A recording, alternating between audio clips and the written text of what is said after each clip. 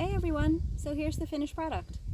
I ended up putting some scrap 2x4 underneath of it to keep it up off of the ground a little bit. It floods so badly back here. And then I put a lot of just my scrappy, didn't end up planting them, never had time, plants in here. And we'll see what happens. Right now they look really scroungy. I've got an Armana orange in here, tomato that is. I ended up putting it sideways. You can see how it kind of tilts right here.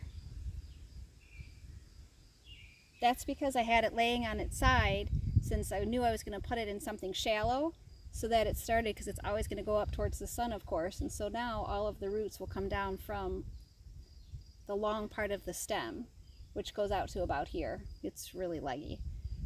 Some of the habaneros that I started after I had my greenhouse incident where it blew away, and then when that happened, I had actually bought a couple of plants.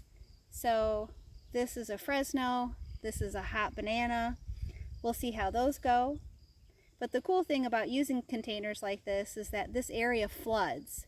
So now I've extended out my gardening area, and which is huge for me because I didn't get out into the pasture where I wanted to plant everything. So I'm a little bit more limited on space, unless of course I want to make my entire yard a garden, which, you know, I'm not opposed to. But then what would the dogs do? So this is what I've got going on.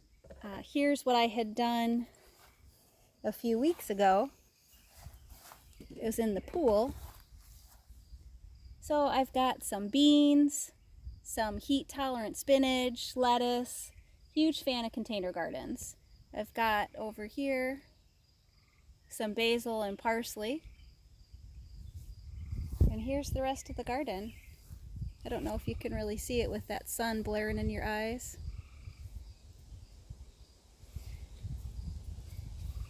So the main thing when you're doing containers, especially out of something that you hadn't used, that's not specifically made for gardening, the key is the drainage. You've got to have good soil.